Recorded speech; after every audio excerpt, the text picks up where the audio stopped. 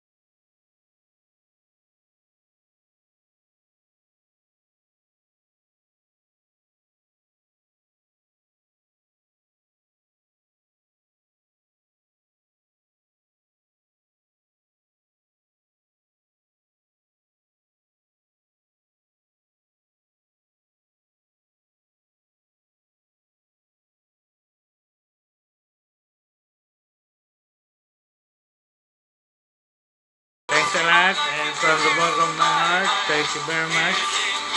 I think I made the right decision to go to TikTok Live this morning instead of Facebook Live. At napakarami po tayong followers dito sa TikTok Live. Gusto ko rin marinig nila at malaman nila at matutuhan din nila. They learn a lot from what we are studying this month of February. Many people call the month of February the love month. No? And sa ating mga Pilipino, pagka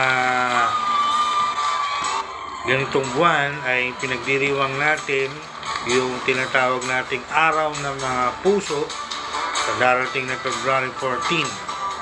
And FYI, para sa kaalaman po ng lahat ng ating followers and members and subscribers, nagsimula po na po tayo. We started our series of messages or tutorial or lessons all about love. Lahat po ng ating pinag-aaralan, tinatalakay tungkol sa pag-ibig, love, love, love this month of February. At marami na po kami na talakay na pag-aralan. We already discussed and learned so many things, and I want to share also these great learnings, great lessons, this tutorial about love. Last Wednesday night, I think I already talked about attraction, physical attraction between a man and a woman in a erotic relationship. And then last Friday night, I also talked about wedding and marriage. And every Sunday, last Sunday, in our FB Live, we learn about the greatest love of all. Yan po yung nakasulat sa Bible. What is the real greatest love of all? Si Whitney Houston ba ay tama sa kanyang kinanta? Or meron talagang real greatest love of all? And this Sunday, I will speak on what we call Eros and Storge love. So, sa Bible po, according to C.S. Lewis, there are 4 Greek words for love. Of course, pagdating sa mga lalaki at babae, men and women of opposite sex, there is the Eros love. Diyan po natin kinuha yung erotic love. At sa pagdating naman po sa family between parents and children or vice versa, we have what we call Storge love. That is the familial love. Love within the family. Love within the parents and the children. And vice versa. And pagdating naman sa brotherly love, loving our brothers or our neighbors, we have what we call filial love. And the greatest, the best of all of it is what we call agape love. This is the God kind of love. This is the very love of God. This is the highest kind of love, right? So there are 4 Greek words, or we can say 4 types of love. No? Again, it is Eros, Storge, Phileo, and Agape. And so this morning, because we are about to commemorate and celebrate Valentine's Day in a few days, ilang araw na lang po ay Valentine's Day na. Tayo ay February 11 na. So 3 days na lang. Many people, many Christians in the Philippines and around the world will celebrate or commemorate what is known around the world as the Valentine's Day. And so, your servant, ang inyong pong lingkod, and your teacher, who is now currently studying from Harvard University, Harvard Divinity School in particular, I will speak on Eros. Again, the erotic love between a man and a woman. And since ang family ay result ng pagmamahalan o pag-ibigan ng isang lalaki at babae, So I also decided to include Storge Lab. That's why dyan po sa post natin sa ating TikTok profile o sa ating TikTok interface right now, makikita nyo yung title ng ating learning. I entitled it Eros and Storge. In other words, I want to entitle it Loving Your Spouse, Loving Your Parents, and Loving Your Children. So that is the title. In Greek, the title is Eros Storge. When we translate it to English, simply put, loving your spouse, and loving your parents, and loving your children. So the object of our love is, of course, first our spouse. If we are married, our spouse. And if you are not yet married, you are single and ready to mingle.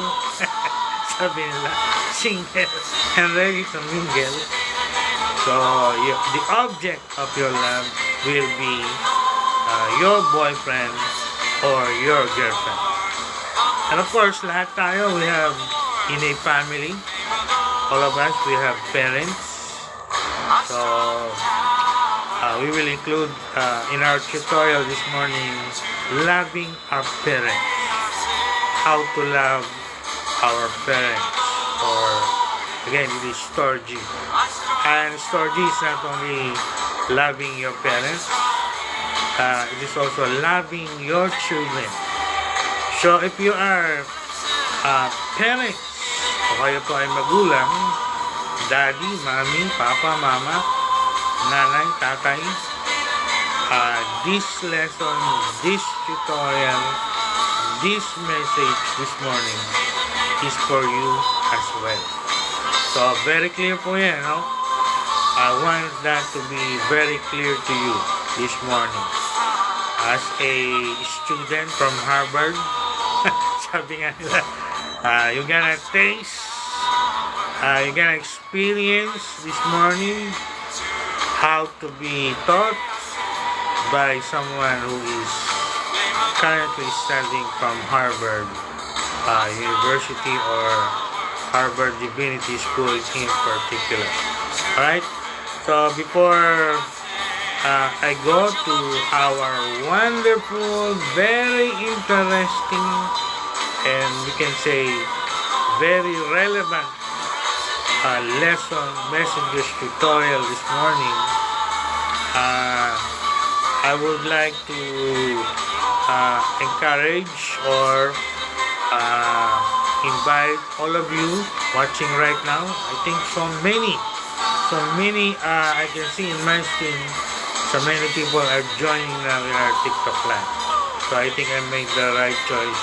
I made the right decision. So sa lahat po ng nanonood ngayon live sa ating TikTok live, first, please follow me in my TikTok profile or account. If you are not yet included in my more than 10,000, yes, we have more than 10,000 followers right now in TikTok.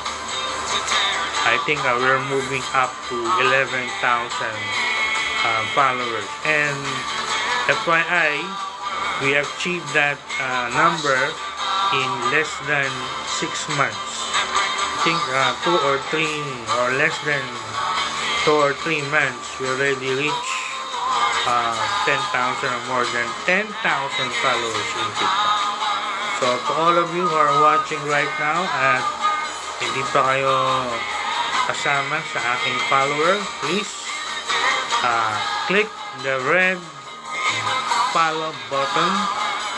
Just click that red button that says follow, and follow my TikTok profile or account. Ang pangalan po niyan ay Magkakasal sa Buong Pilipinas. Alright, But my name, I just already mentioned. So I'm Dr. Bishop James Lopez. Ako po ang CEO and President and Founder ng Ministry for Marriage Agency na ang pangalan ay Nagkakasal sa Buong Pilipinas. Bakit po nagkakasal sa Buong Pilipinas? Ako po ay authorized by PSA to solemnize marriage all over the Philippines. So, ibig sabihin, commercial lang tayo before we go to our tutorial for our lesson, for our message. Kung kayo po ay nagpaplanong magpakasal o lumagay sa tahimik, ika nga, at meron na kayong mga plans, we are planning to do it this February, especially this coming February 14. Yun nga po pala, kami ay merong naka-schedule na ikakasal sa February 14. So I met them yesterday in our prenuptial, and all of us are excited for the coming February 14. So shout out to that couple, si Brother Carlo and Sister Andrea. Alright, so I will not go into the details, but we will conduct the wedding this coming February 14. Wow! So, merong mga couple gusto nilang magpakasal by February 14. Marami naman ay June 25, so-called June bride. So, whatever is your plan about getting married, nandito lang po kami. We are more than willing, more than ready to help you solemnize your marriage. Okay? So before I go to our tutorial, commercial lang, you can send me message or inquiry even now to this TikTok profile na you're watching. Okay? Nagkakasal sa buong Pilipinas. At kung gusto nyo kaming kontakin sa cellphone, you can reach us sa aming official cellphone number, 0961-398-4965. Ulitin ko po, 0961-398-4965. Yan po ay smart cellphone number.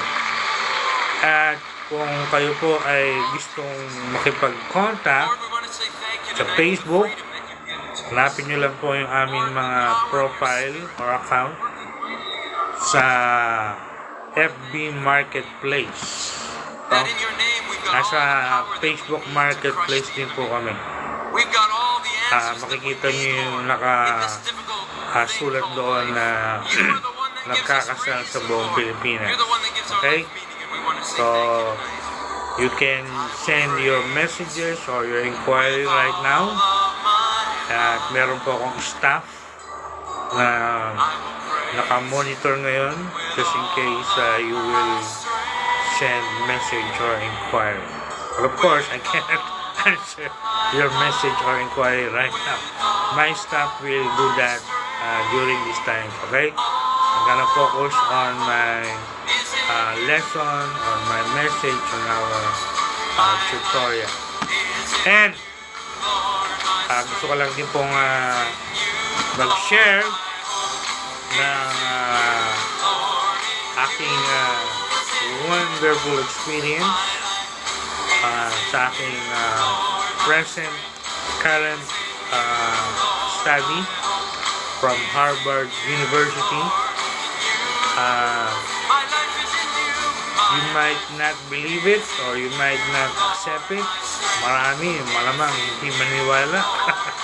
Pero that is the truth. That is the reality. Yan po ay legit, no? Dr. Lopez po ay currently at present time studying from Harvard University or Harvard Online. At ang ating pong pinag-enrollan kung saan tayo nagpa-register ay sa Harvard Divinity School sa United States of America. At tayo po ay currently taking a course, one of the famous courses in that school or university. They called it World Religion. So I'm taking up and studying the major religions of the world. Huwag niyo na po muna akong tanungin kung ano po yung mga major religions na yan. Dahil hindi po yan ang ating topic. Pero lahat po yan ay pag-aaralan ng inyong lingkod. Marami po kayong malalaman, marami kayong matutunan. Sabi nga sa ating famous noontime show na Itbulaga, watch and learn, right? Watch and learn. So you watch now and you will learn many things later on when we jump into our lesson, particularly this blessed Sunday morning, right? So whether you are Christians who are going to your churches this morning, or whether you are not Christians, nandiyan lang po kayo sa inyong mga bahay at sa mga outdoor activities nyo ngayong Sunday, please stay tuned, and very interesting and relevant po yung ating pag-aaralan, ating tatalakayin. And if you have questions about erotic love, or even if you need counseling, ang inyong pong lingkod ay trained counselors from 700 Club Asia, so I can counsel you as well. But again, later on, no, not during this time of TikTok live.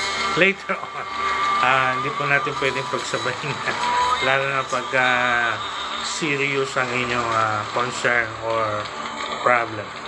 So whatever is your needs, I hope and I pray I can meet that, I can relate to that this morning. Alright?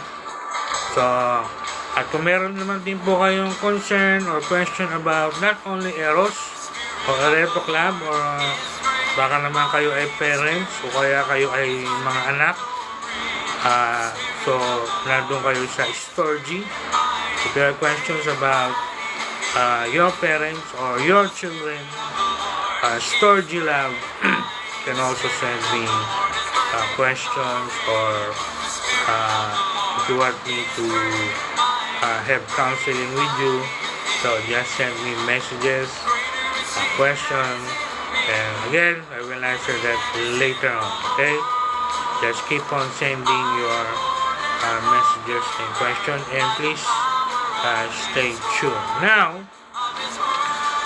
yung ating pong pag-aaral sa Harvard, nagsimula pa po tayo. Ako po ay in-accept. They accepted me, thank God. Kasama tayo sa very few, sabi ko nga sa aking FB Live, very few,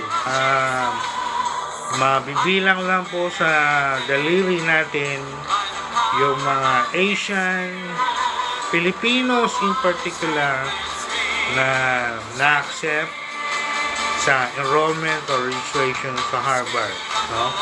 Because when we talk about Harvard University in the United States, based on my experience this week, in my very deep study, very intellectual po, masyadong mataas yung IQ ng mga professor doon. At maging hindi lang ng mga professor, pati yung mga classmate or schoolmate natin. Lalo na pag dumating kayo sa mga what we call that discussion board or mga discussion time, whether it is in the classroom setting or in online setting. Makikita nyo kung gaano ka tatalino, kung gaano ka tataas ang mga IQ ng mga kasama nyo sa inyong class, no? At hindi lang po sila sa United States. Based on what I have experienced this week, I have many classmates from different parts of the world, no?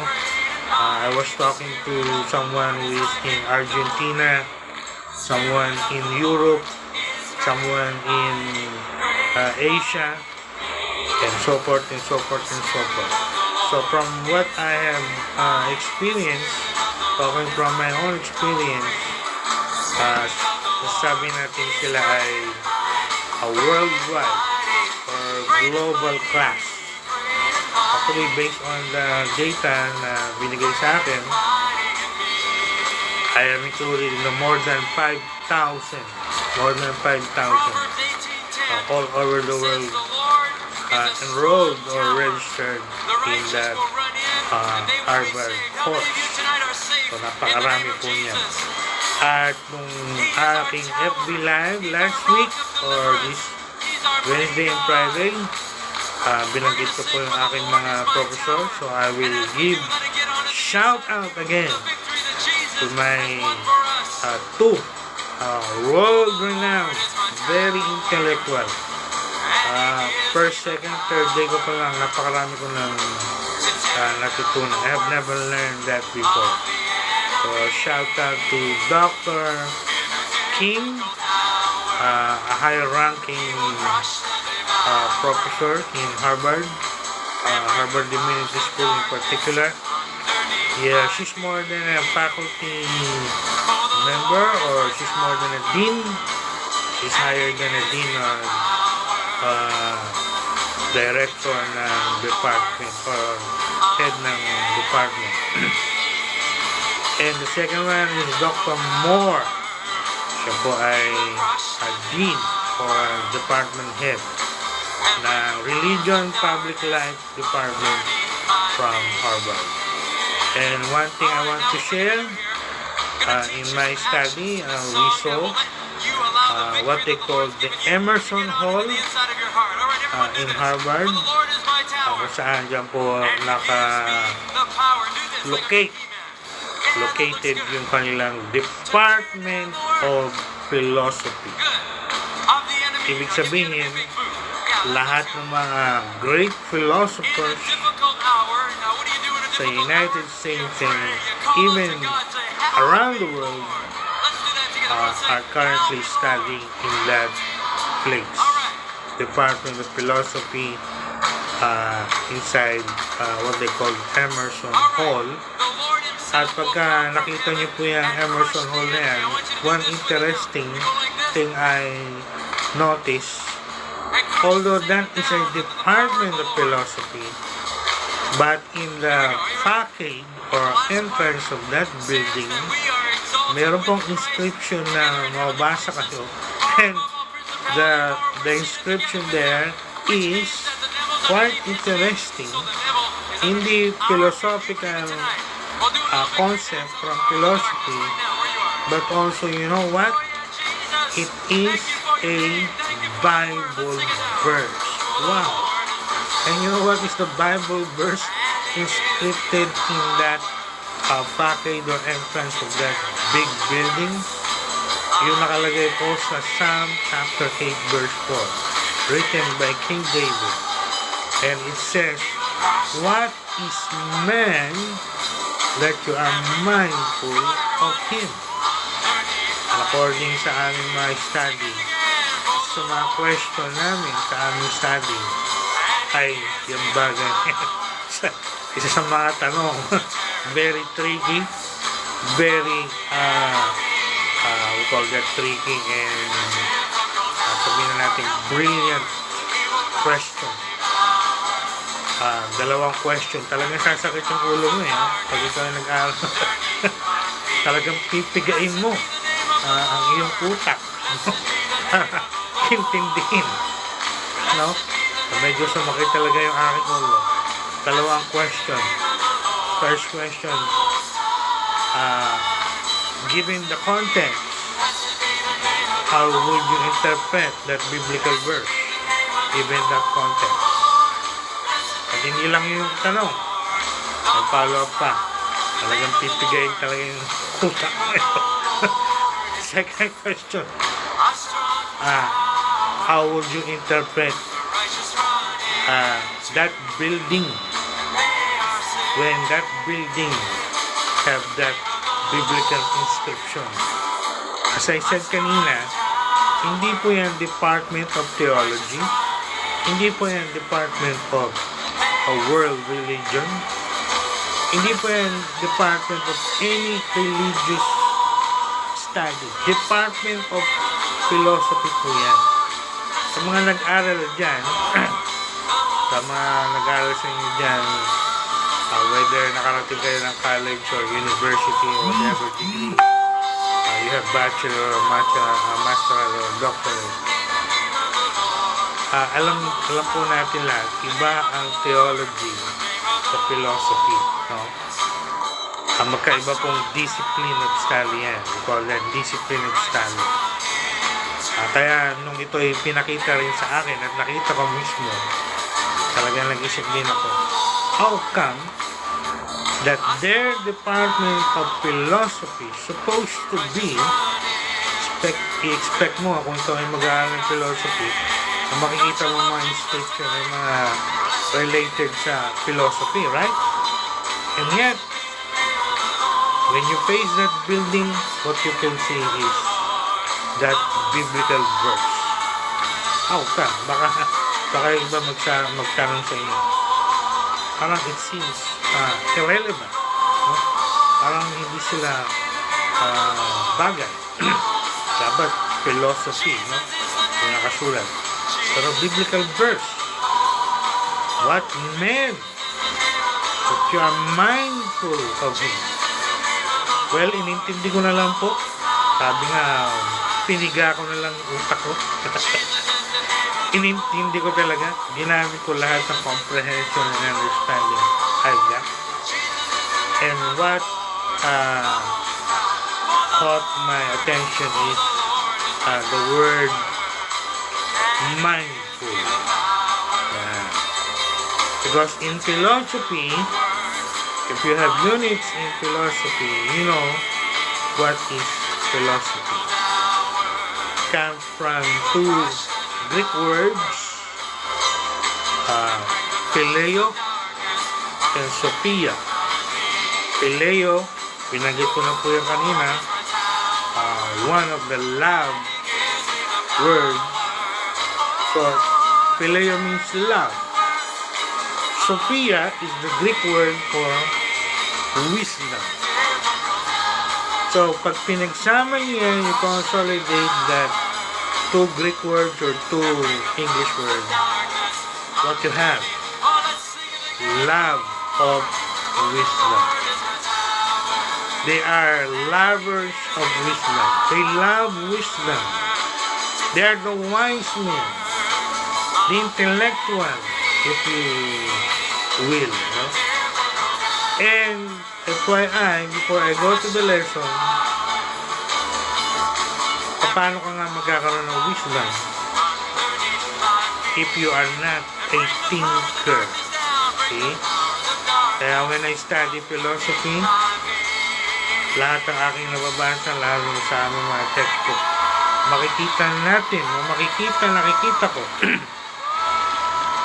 yung mga nakasulat, great thinkers. So they are great thinkers. They are thinkers.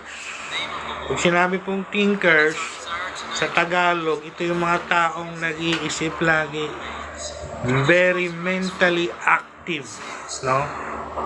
They're using almost, according to science, we're only using 10% of our brain or something like that. That's according to science, no? According to science, majority of people around the world only using their 10% or 20% of their brain. They are not that thinker. They are not that very active in using their brain. They don't want to think, especially when it is a very deep thinking. But philosophers are not that.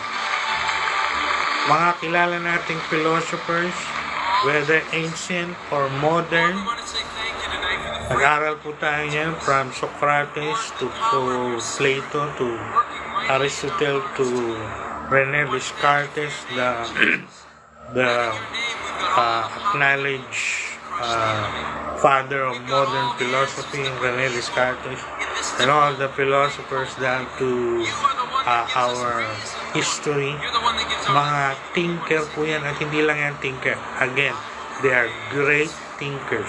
They think and think and think and they think very deep. Kaya ang mga itsura ng mga yan, talagang laging nag-iisip yan. They are very active mentally. They are using not only 10 or 20% of their brain. I think maybe they are using 50 or 60 or 70 or even 90%, if not 100% of their brain power. Ganyan po katatalino at kababray ang mga philosophers na. No? Kaya isip ko na lang, kaya nakalagay yun doon kasi yung word na that you are mindful of Him. No, mindful of Him. Sinabi ko mindful, of course, mind. Using the mind. Using the mind. Well, side remarks lang po yan, sharing lang. Just to give you an idea what it means, what it is to study in Harvard. Marami pong schools within Harvard. Harvard University yan, parang kung sa Pilipinas, UP, University of the Philippines. At alam nyo po, pag pumasok ka sa UP, marami pong department dyan, maraming schools dyan. Department of Economics, Department of Public Administration, Department of etc. So, likewise, Harvard. Pagka gusto nyo mag-aral ng mga business courses or business degree, so doon kayo sa Harvard Business School. And kung kayo naman ang kagaya ko, a minister, a church leader, so doon kayo sa Harvard Divinity School. Alright, so get your po ba yan? Alright, so much for that sharing. Let's go now to our tutorial or lesson or message, whatever you want to call it. Again, kaya po ako nag-decide to go on TikTok Live because I want to share sa TikTok also yung aking mga tinuturo sa Facebook at sa YouTube. Nilagay sa puso ko ni Lord yung aking mga more than 10,000 followers in TikTok. And I'm sharing, I'm looking at the screen right now. There are many people who are now watching this Facebook Live. Alright, or TikTok Live. Alright, so if you are ready, I am ready.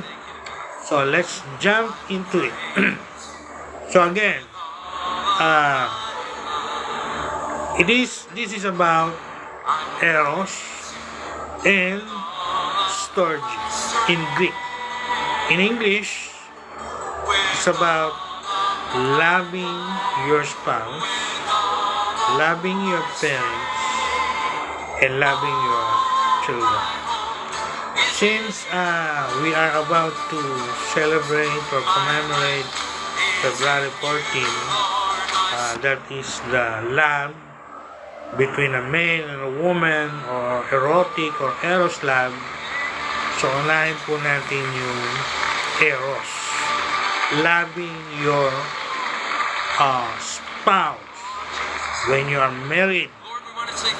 And if you're not yet married, you're single, but you're planning to get married, so that means loving your boyfriend or your girlfriend or the person that you presently love.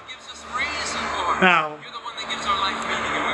of the all question 5 W's and 1 H, na 6 na question po yan. Alam natin yung what, where, when, why, then how. Sa mga questions po na yan, according to our experts, the hardest of them to answer is the question how. So we will focus on how we can express. And maraming tao ngayon in our postmodern time, they want that word express. Sabi nila, we have freedom of expression. We have freedom of expression. We are free to express what we want to express. And so we see so many things going on in our social media, in our TV, in our radio, even in our movies, because of this so-called freedom of expression that many people in our society are insisting. I have that freedom of expression and nobody can stop me from expressing blah blah blah blah blah. And so we see so many kinds of expression. Well, in relation to love, ang dapat natin tanongin this morning, what is the best way we can express our love, for example, for our spouse, for our boyfriend, for our girlfriend, or for the person you're dating, or for the person you are courting.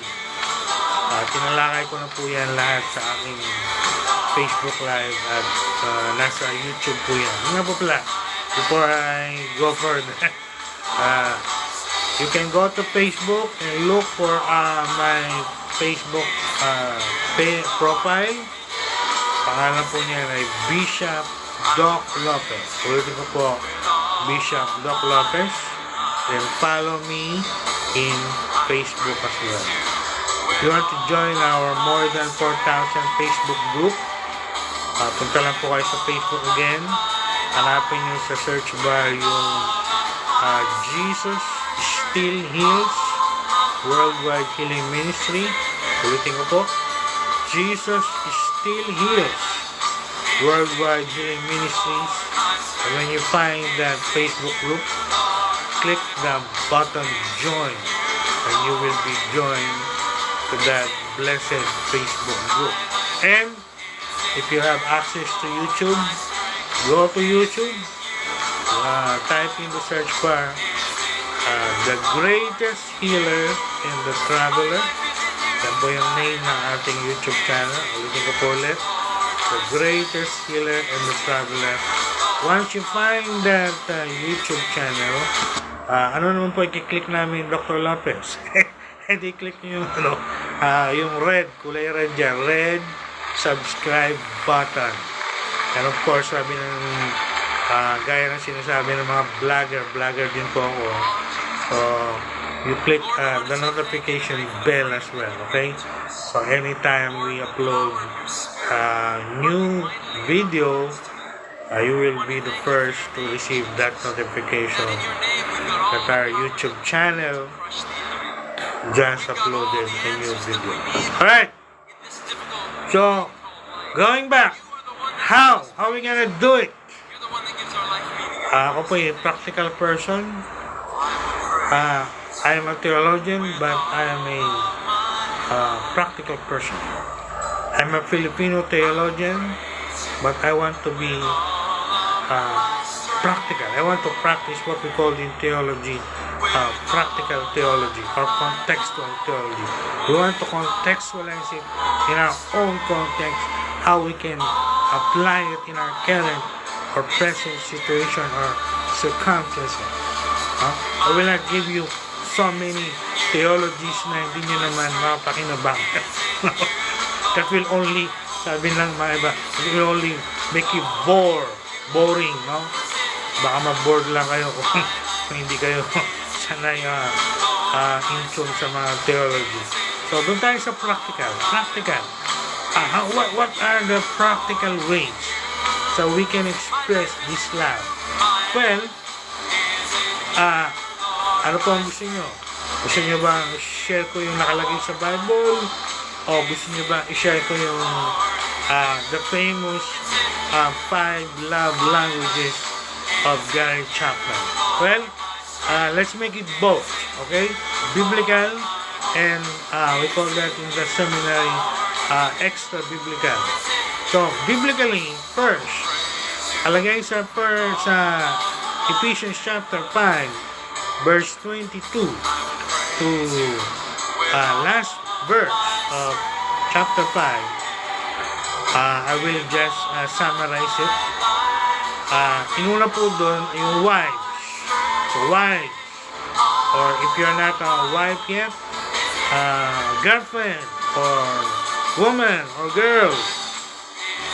Sabi dyan, one way to express your love for your man or for your husband is to submit. Submission. When we say submission, that means it carries the idea of obeying all the morally upright, all the legal orders, not the illegal and the immoral orders and requests of your husband or of your man. Pagka sinabi sa inyo ng boyfriend nyo o ng mister nyo, magnakaw ka o gawin mo kung ganitong masamang gawain, you're not morally obligated to submit to that. Pero pag sinabi ng inyong mister, ng inyong mga boyfriend, something good, something legal, something morally upright, to protect you, for your good, mga ganyang bagay, well, you are morally obligated to submit to that. And you say, yes, sweetheart, yes, honey, yes, my love, yes, mahal ko, whatever anyong tawagan, no? So, one practical way to express your love for your husband or for your boyfriend or boyfriend is to submit to that person, especially when what he is saying or telling you is for your good, for your safety, and for your protection. No? Sumunod na lang po kayo. Magpasubmit na lang kayo. At wag na kayong violent reaction. It's like in the military. Obey first. No? Huwag ka na mag-complain. Ayokong sabihin, obey first, then you complain. I already studied complaining sa Old Testament, but I'm not in the Old Testament study right now. The Lord taught me a lot of things about complaining in the Old Testament, so I will not tell you to obey and then complain. It's as if I am telling you to complain after you obey. I will just tell you, obey. That's it. Lagyan nyo na lang sa isip nyo, sa puso nyo, mahal ako ng mister ko, mahal ako ng boyfriend ko, kaya susundin ko to. I will submit to that. That's it. No? No more complaining. No complaint. No violent reaction. Especially pagka maliwanag sa inyo, very clear to you, ang gusto lang naman ng mister nyo o ng boyfriend nyo ay ingatan kayo para sa ikabubuti nyo. I think hindi kayo dapat mag-react ng violent reaction. Or you don't even complain about it, because that is what is right? Another way, one way to express your love for your husband or boyfriend, respect, right? Respect. Alam po natin yung tinatawag natin respeto, no? Respetohin natin yung mga mister natin, respetohin natin yung mga boyfriend natin. Paano po kung bastos na, Dr. Lopez? Kung bastos na, kung nakikita nyo ng pagiging bastos, kung bastos na yung dating, kausapin nyo, no? Kausapin nyo na maayos. You have ito yung kasama sa sinabi ko sa aking pre-marital counseling yesterday sa SM North, no? Sabi ko, very important yung honest, open, and orderly and respectful dialogue or talking with one another. Usapan nyo ng open heart, intimate talking, at pag-usapan nyo ng maayos. Hindi yung nagsisigawan kayo para kayong mga asot pusa at para kayong nag-aaway. Pwede naman pag-usapan ng maayos, okay? Kung babastusan na kayo, kausapin nyo ng openly, but in an orderly or respectful manner, right? Laging nandiyan yung sinasabi nating respeto, reverence, no? Especially dyan sa mga mag-asawa, no? To a husband and wife, because yan po yung biblical command to the wife. And last Friday, I also said in my FB Live, also to the husband. So makikita natin respect to each other. The wife respecting the husband, and likewise the husband respecting the wife. That's one way to express your love, respect. Alright? Ano pa po? Marami pang ways dyan, no? I'm just giving you practical ways how to do it. One more thing, faithfulness, fidelity, no? Sa relationship ng lalaki at babae, sa lahat ng ayaw natin, yung infidelity na sinasabi, yung not faithful, hindi tapat. Maraming mag-boyfriend, mag-girlfriend, even couples, married couples, they ended their relationship in disaster, broken relationship, broken family, broken marriage, because of infidelity, yung unfaithfulness. Whether it is the man who is not faithful, or whether it is the woman who is not faithful. Pareho lang po yan. Don't tell me mga lalaki lang ang hindi faithful. Hindi kayo fair, no? To be fair to both parties, all of us, sabi ko nga kahapon sa akin pre-nuptial, all of us are sinners. All of us have sinful nature. I'm not lecturing from theology, but that is the truth. Kaya lahat po tayo, mapalalaki o mapababae, meron tayong propensity or tendency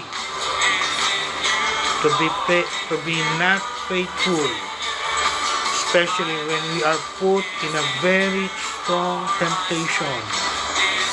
At pag naglagay tayo sa isang very tempting situation, napakalakas yung tukso, at hindi tayo ready, hindi sila ready to say no to their temptation, ano po ang resulta? Unfaithfulness, di katapatan. Si lalaki, ayun, ng babae, nagkaroon na number 2, number 3, number 4. Likewise, si babae, ganyan din.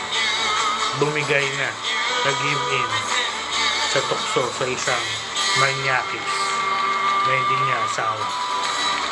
See? So, wag tayong, ako, lagi ko pong tinuturo, I always teach, huwag kayong maniwala sa kahit lalaki pa yan o kahit babae pa yan, magsasabi sa inyo, will tell you,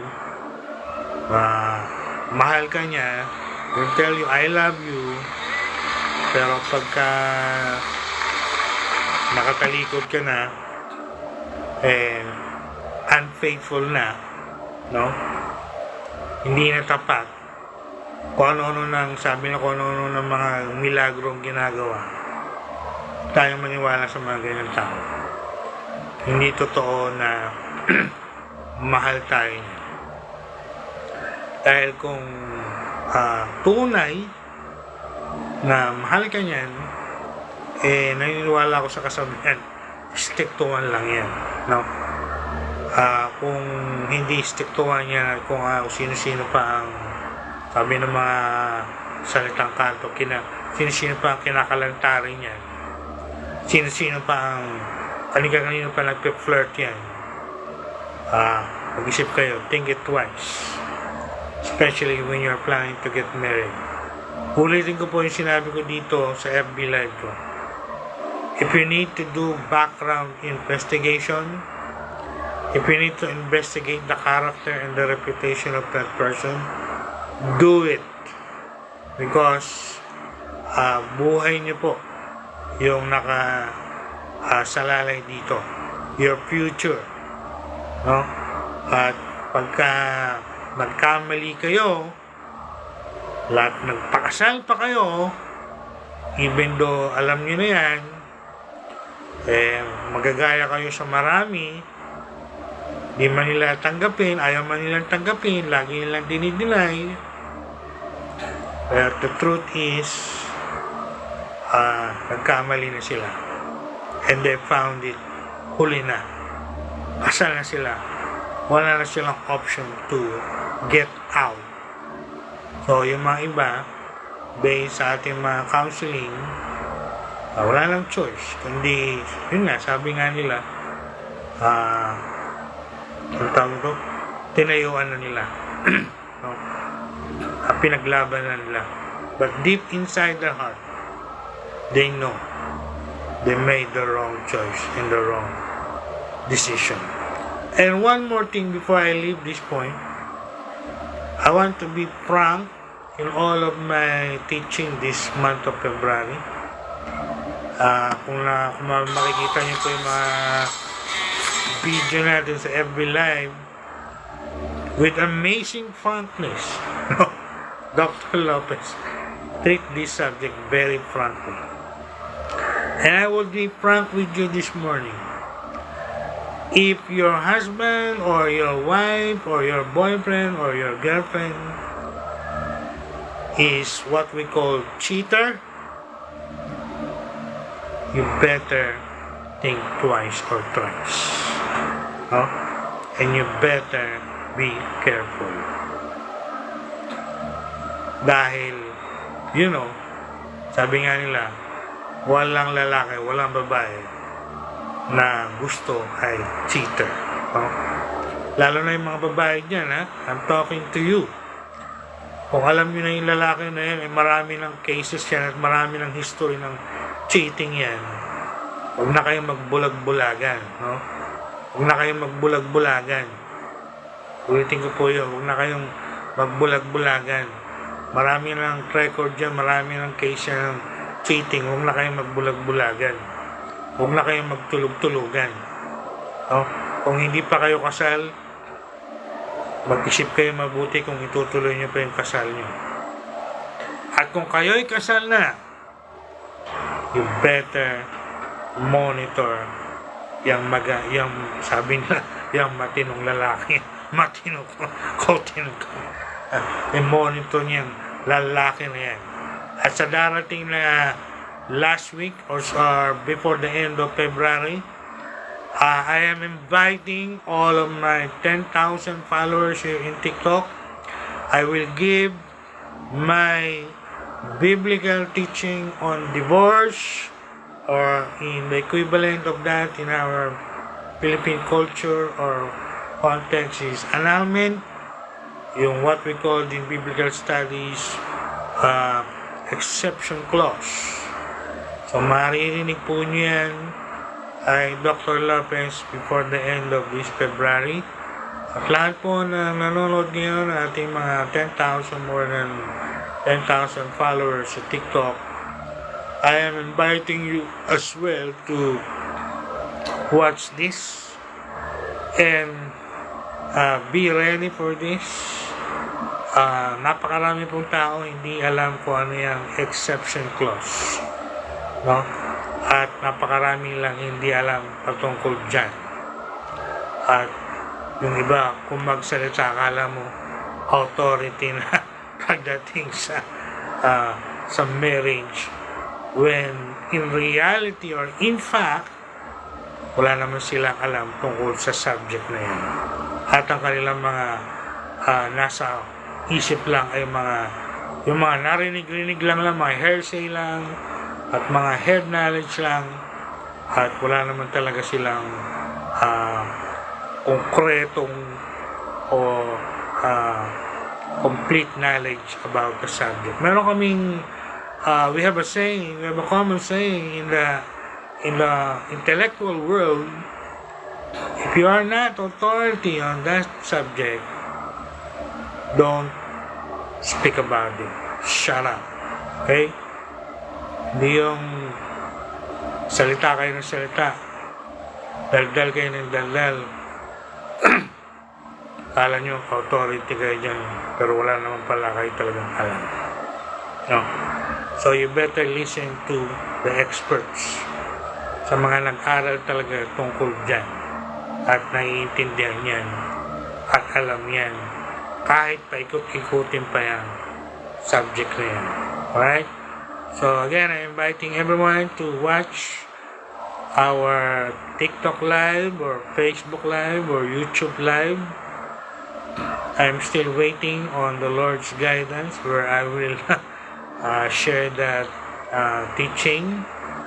Of course, I can only teach that in one live session. So, ibig sabihin, kung yan po ay ituturo ko sa Facebook live, I'm thinking if I can also duplicate it in a TikTok or YouTube live. Anyway, so, napakahalaga po yan, no? We must know many things about relationships para magkaroon tayo ng, all of us, we want to have a successful, strong, and fellowship relationship. At talagang maranasan natin yung common saying, and they live happily ever after. No? Maraming nagko-quote niyan, pero reality-wise, they don't have that. So, yun yung ating goal, yun yung ating dream, yun ang gusto nating maranasan in our relationship. Lalo na po yung ating erotic relationship with the opposite sex. No? In the case of married couples, yung ating mga lifetime partner. No? Alright. Ano pa? Fidelity, napakahalaga po niyan, ano? We don't want a cheater. We want someone who is faithful at all times, at all places. No? Hindi yung faithful pagka kasama mo. No? Then pagka wala ka na sa tabi, eh, iba po yun. Iba yung katabi at yung wala sa katabi. No? Sabi nga ng isang saying, makikilala mo ang isang tao talaga not when you are with the person, but when you are away from that person. No? Kasi iba, mga karakter, mga pinapakita, eh, yun lang mga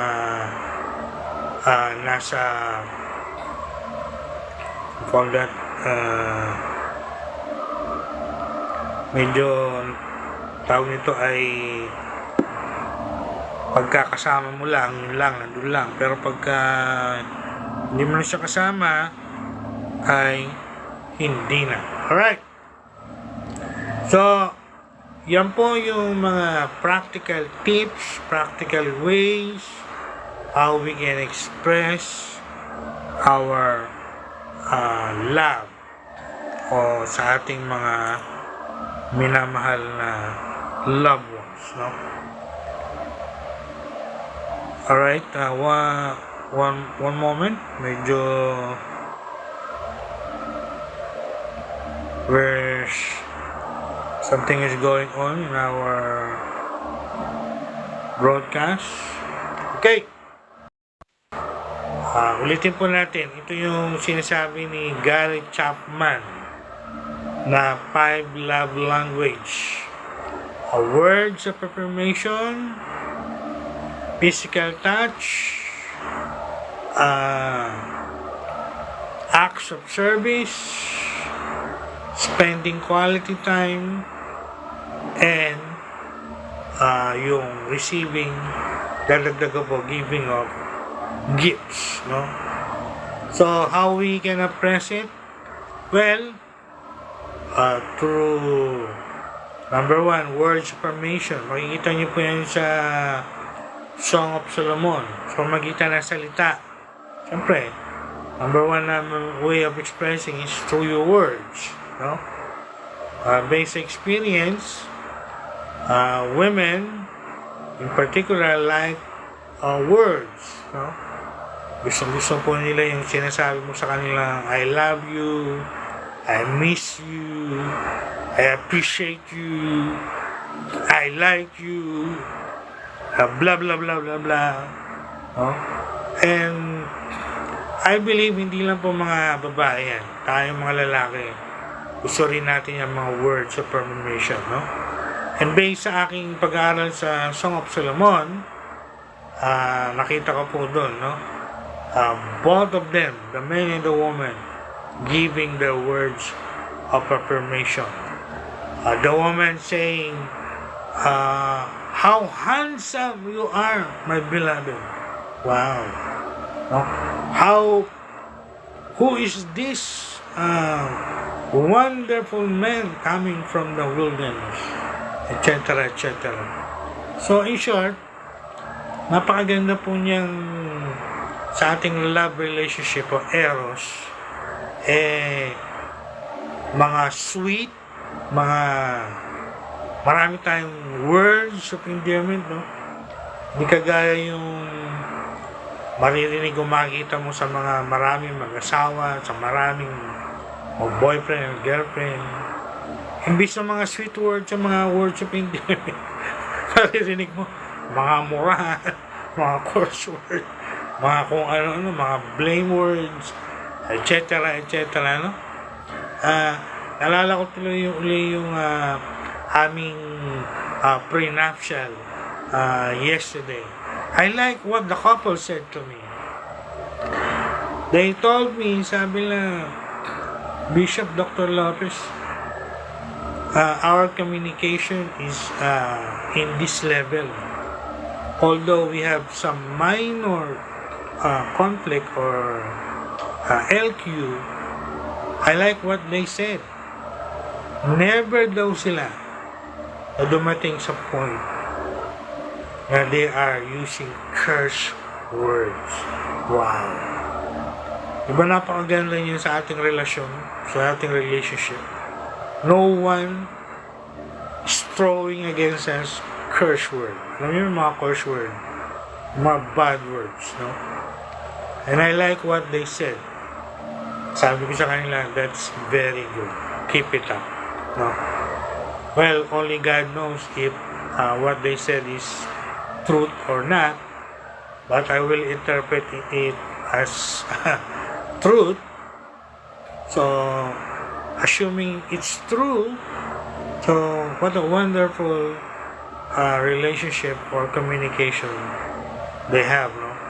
So, nag-uusap sila, pero never daw sila na nag-curse against each other or never sila nag-use ng bad words.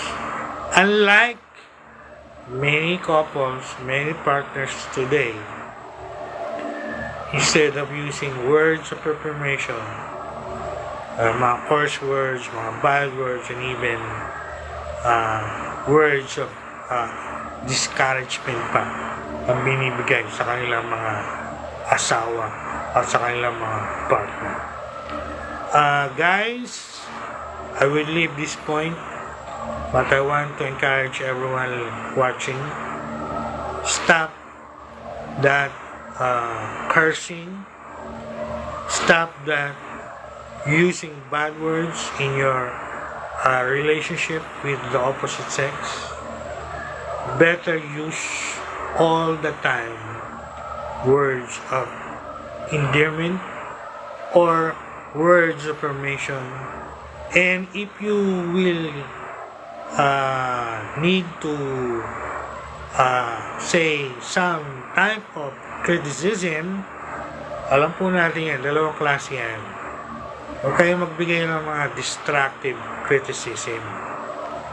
Puro lang kayo destructive, tapos wala naman kayong binibigay na constructive. We would rather do constructive criticism, and at the end, meron tayong binibigay ng mga action, choices of action they can do to improve. Kaysa nangyayari yan sa mga vlog, sa mga vlogger. Many vloggers are victims of that destructive criticism. Sabi ko nga isang araw, kung gusto mo maging vlogger, hindi ka pa pwedeng vlogger kung ikaw ay balat sibuyas ka, no? Hindi ka tatagal sa mga destructive criticism. Yung mga tinatawag natin mga basher sa mga vlog, sa mga social media, no? So, let's use words of affirmation to express our love to our spouse or to our boyfriend and girlfriend, and see how sweet and how beautiful your relationship will be. Alright? Second, well, gusto natin lahat to, no? Hindi lang mga babae ang gusto nito. Ako, gusto ko rin ito. What's that? Physical touch, no?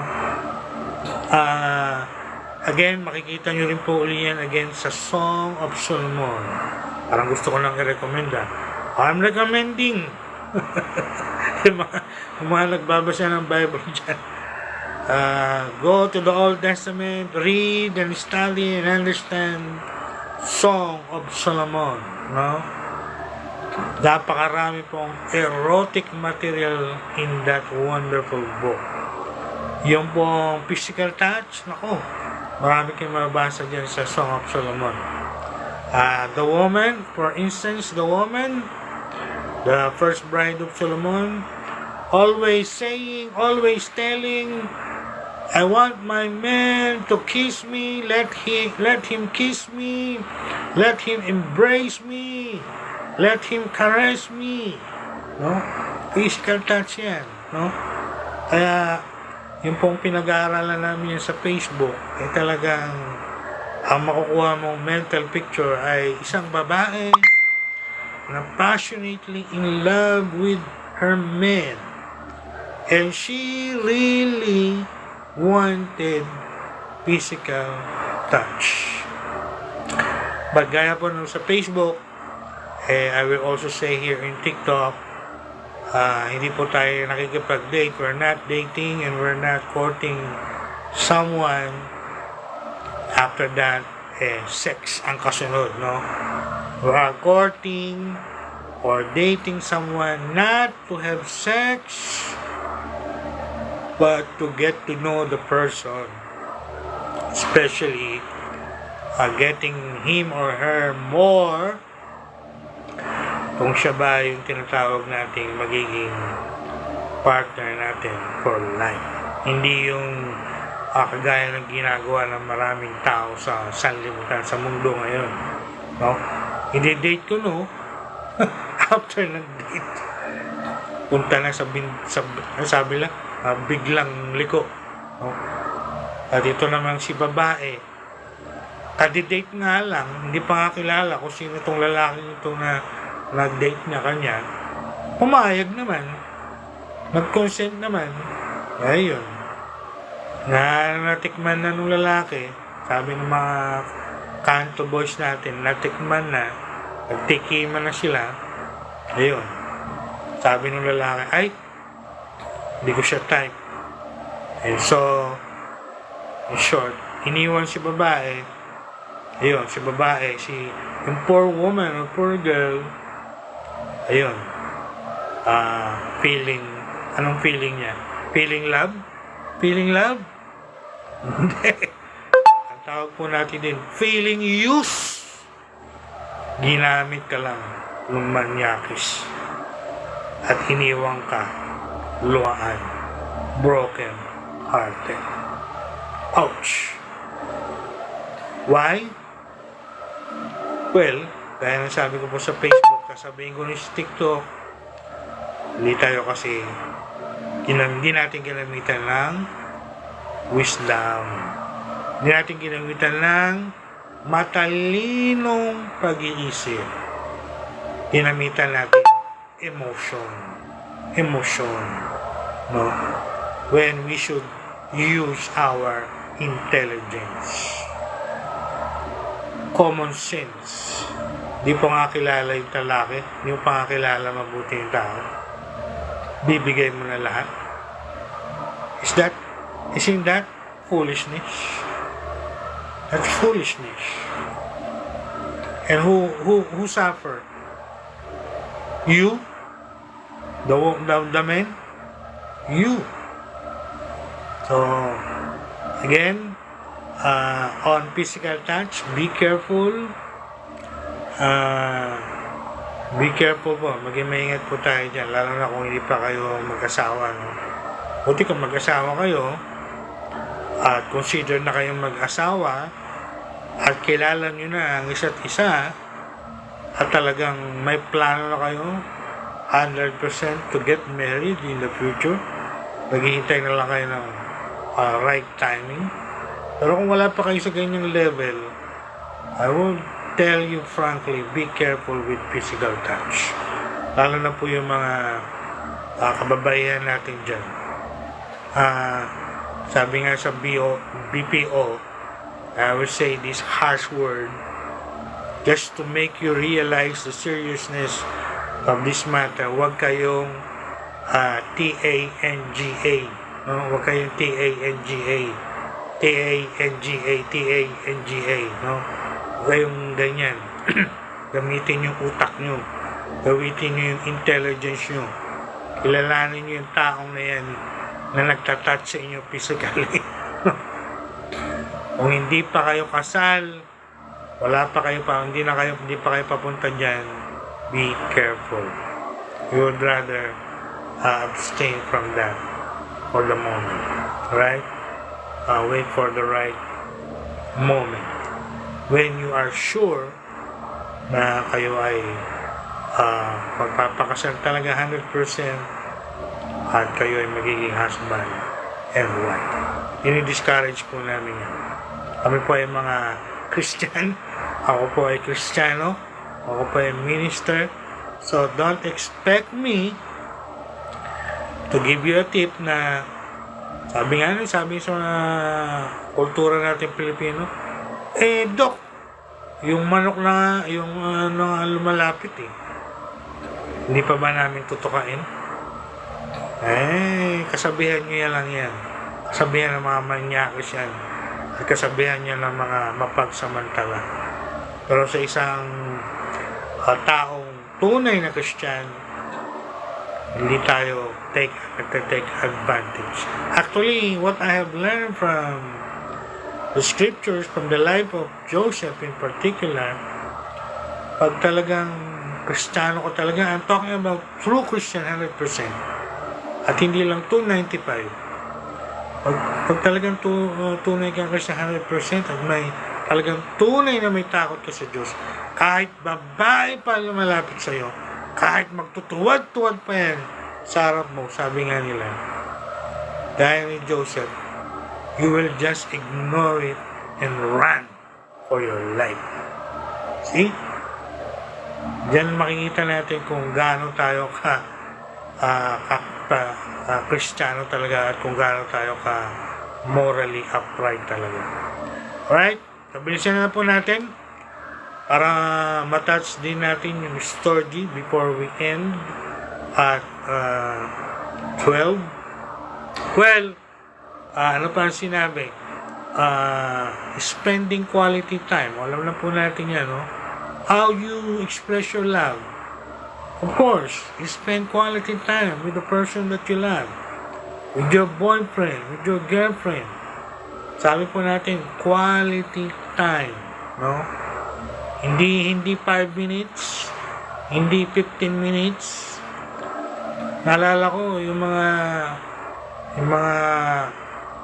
masyadong in love with one another, no? Maabot yan ng magdamag hanggang kinabukasan. Nag-uusap yan sa phone, sa video call, sa iba pa mga gadget, no? They're talking and spending quality time with one another, getting to know each other, no? So that is quality time. That also applies to our marital relationship. We need to spend quality time with our spouse, no? Siyempre, pagkatapos tayo sa ating mga work, sa ating mga trabaho, nasa mga bahay na tayo, kalimutan muna natin yung mga trabaho natin, no? Sinasabi ko po yan sa sarili ko at sinasabi ko rin yan sa mga kasama sa bahay. Wala munang usapan tungkol sa work. Tapos ka na sa work, stop that, no? And I also make it a point to myself, I'm done with my work, right? So family na tayo, spend quality time with our spouse, with our children. Hindi yung sa bahay na tayo, puro trabaho pa pinag-uusapan, walang bearing sa ating marriage at sa ating family. Let's change it, no? Sabi nila, let's have some game changer, right? So let's focus on our marriage and our family, spend time with our spouse and our children. Spending time, that's a wonderful way to express your love. And number 4, physical service. Maganda rin po yan, ano? Actually, personally, I can say I'm doing that. Pagka ako po hindi busy, meron akong time, at nakikita kong kailangan ng aking mahal yung aking assistance, ako na, whether you believe it or not, whether you accept it or not, may time po akong nagluluto at ako ang naghuhugas ng plato, ako ang gumagawa ng mga ganyang bagay. That is physical service, no? If I am free and I have the time, right? At wala akong work, of course. Let's make it clear, hindi po trabaho ng lalaki yan, hindi ang role ng lalaki, at hindi ako agree sa mga lalaki na gumagawa ng mga yan. Ang tawag dyan ay dysfunctional family. The men doing what is supposed to be done by the woman, and the woman doing what is supposed to be done by the men. We call that in sociology dysfunctional family. Hindi ako agree dyan. I have a violent reaction against it. What I'm saying is, kung tapos na po tayo ng ating mga trabaho, wala na tayong work, meron tayong free time, we have time for it, and we see ating mga spouse ay they need that help, so we do that physical service. Pero kung sasabihin nyo na ang lalaki, after ng pagkatapos ng work, punta ng bahay, siya ang magluto, siya ang maglaba, siya ang gumawa ng mga trabahong bahay. Ano na po ang role ng wife? Ano ang role ng babae? Don't give me that stupidity and foolishness. Yan po ay hindi pagganap sa mga tinakdang roles ng si Lord mismo ang nagtakla niya mga roles and responsibilities inside the family.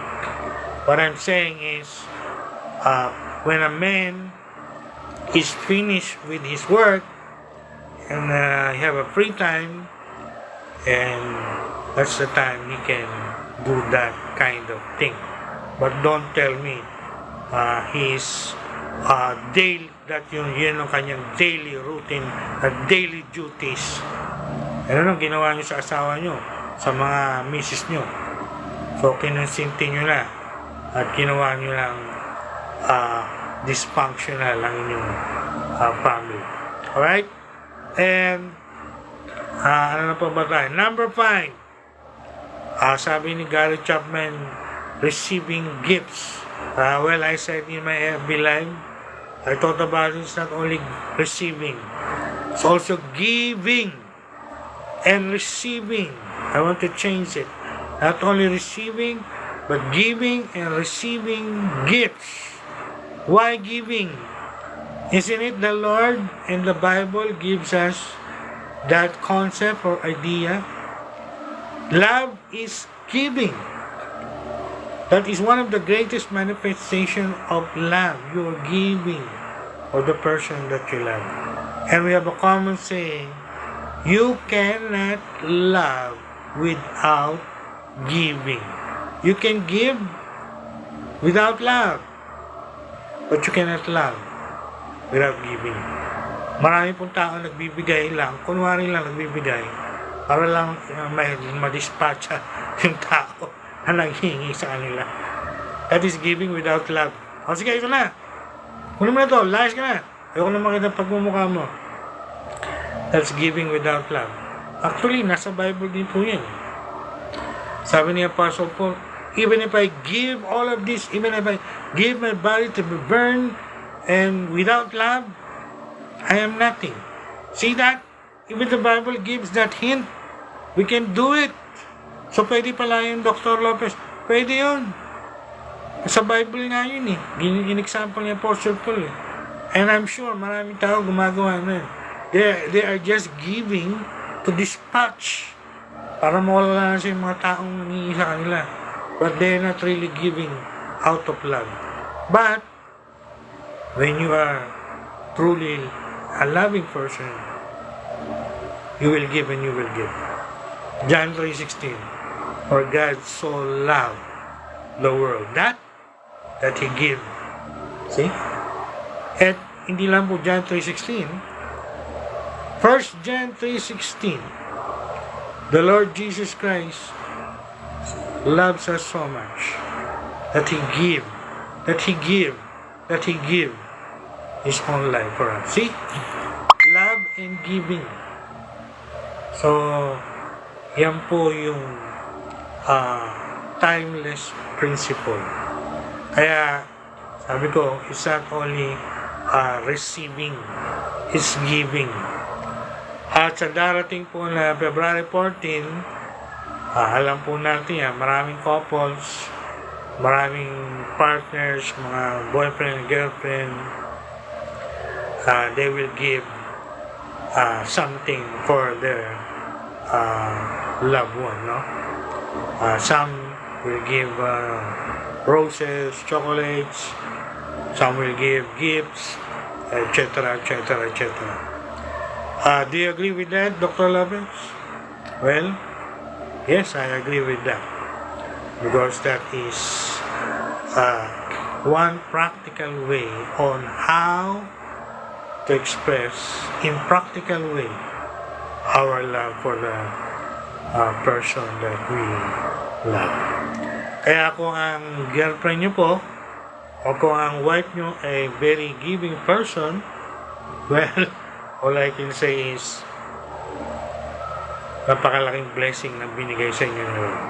And for that, we are thankful for having a giving and supportive girlfriend or kung kayo kasal, wife.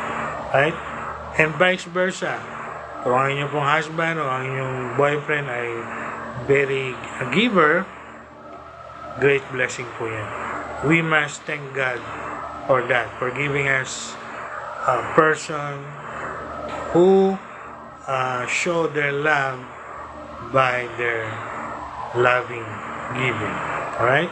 So, dito po tayo magtatapos sa Eros. Binigyan ko lang po kayo ng mga practical ways on how we can express our love. Because yan po yung main thing na tuturuan ko sa aking pag-aaral about love. Love, I will end here in this saying. Love is more than an emotion. It is more than a choice. It's more than a thought. It's more than anything. Love is action. Pag tinignan niyo po yan sa 1 Corinthians 13, all of it are in Greek verbs, showing to the whole world that true love is more than an emotion. It is an emotion that will lead you to action. Pero kung puro kayo emotion lang, wala naman kayong action, I'm sorry to tell you, frankly, I don't believe in that kind of love that you're claiming. Love is action. So, I'm challenging everyone, and including myself. It's all show and prove our love to our spouse, to our parents, and to our children through our actions. So much about action, action, action, action. Alright? So, tapos po tayo ng Eros, punta tayo si Storge. TikTok is giving me 2 hours for this TikTok live. So we have 30 minutes to cover the Storge. What about Storge love, Dr. Lopez? How can we express our love for our parents and for our children? Again, pag sinabi pong Storge, it is the love between a parents and children, and vice versa. Punta tayo first sa parents, loving our parents. How do we love our parents? How we can express it in practical ways in our postmodern times? Well, the biblical endless principle of honoring our parents, respecting our parents. Of course, yan ang number one way to express our love for our parents. Because that is the number one command. Alam niyo ba yan, number one command po yan? Sa Decalogue 10, Decalogue commandments, 10 commandments. FYI to all of our viewers in TikTok, the 10 commandments, first 4 are all commands for loving God. But when you go to the 5th and to the 10th, yung natitirang 6 na yan po yung ating love for our fellow men. And take note, sino po ang inuna dyan sa number 5? Isn't it our parents? Yung ating mga magulang na ginamit ni Lord para isilang tayo, para mapunta tayo dito sa mundong ito. Isn't it our parents that God used? And for that we are really thankful for our parents. And God commanded us. Sabi po sa 5th command, the very first after the 4 commands of the loving God. Honor your father and your mother, for it is the first command that have a promise. Sipin niyo po yun. Sa 10 commandments, yan po ang first command na merong promise. Ano yung promise po, Bishop? Ang promise po na kasama sa command na yun is so that you will live a long life. Kaya makikita po natin dito, we can infer or deduce, philosophically speaking, those who are really respecting their parents, they can expect to live longer life. At yung mga bastos at walang galang sa kanilang mga magulang, walang, sabi nito, walang pakialam, wala man lang pagtingin sa kanilang mga magulang na ginamit ni Lord para isilang sila sa mundong ito. Ang sabi, based even in our experience, human experience, many, if not all, they die at a young age. They did not live their life out.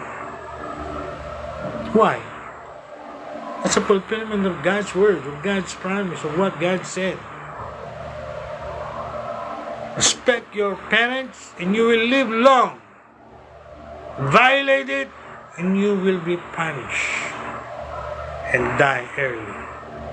Totoo mo yan, no? So, before I leave this point, gusto ko lang i-share yung mga napag-aralan ko sa Old Testament. After po na binigay yung 10 commands, nagbigay pa po si Lord ng mga supplementary commands in supplement of that 10 commands. At alam niyo po kung anong mga nakasulat pa doon? Sa Old Testament, merong law, he or she who curse his parents or her parents must die. See? Bigat po sa panahon ng Old Testament. I-curse mo yung parents mo, bastusin mo yung parents mo. Words po yan, ha? In words. Sa Old Testament, very strict and very harsh. Magkamali ka na i-curse yung parents mo, magkamali ka na sabihan ng mga bad words ang yung parents. Under the Mosaic law, you are to be stoned by the people until you die.